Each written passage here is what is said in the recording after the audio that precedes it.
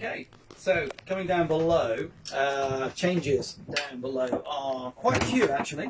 So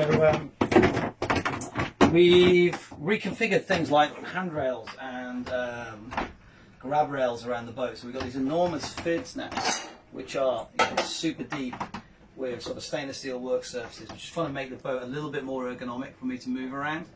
And in doing that, hopefully we'll just make it a little bit of a safer environment. Not finished yet, there's going to be more handrails going on here.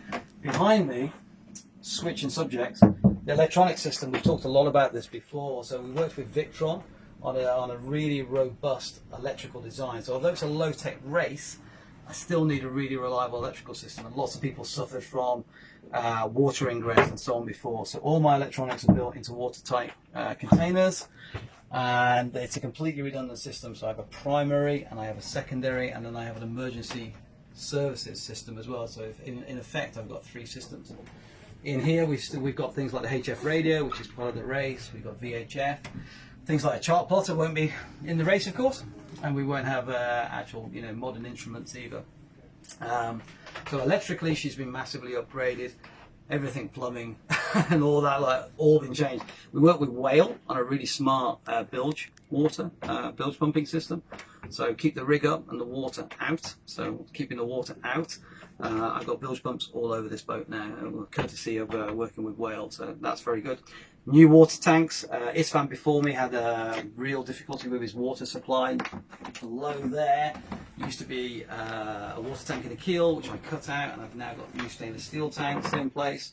They're split into 2, so if I do get salt water in one of the tanks, I've still got half my water supply. Things like that. And then as we look around the rest of the boat, really she's a pretty traditional old style cruising boat. A couple of bunks. I'm going to keep 2 bunks if I can, so I've got a bunk on each side, and I've got my secret weapon, which is the box in the centre of the boat where a traditional table would be. So we would have this fella here, which is hugely solid, literally a box with grab rails all the way around, and I use that as a lee board so I can sleep against it in rough weather, but it also splits the cabin up to make it safer. My 4 people will be sail storage and general storage. At the moment it's just full of stuff for the show, and later on in the refit we'll open that area up and for better sail storage. Crash bulkhead is at the front, as everybody would imagine, and so on. So yeah, there you go. I'm not sure if there's anything else to mention, Katy.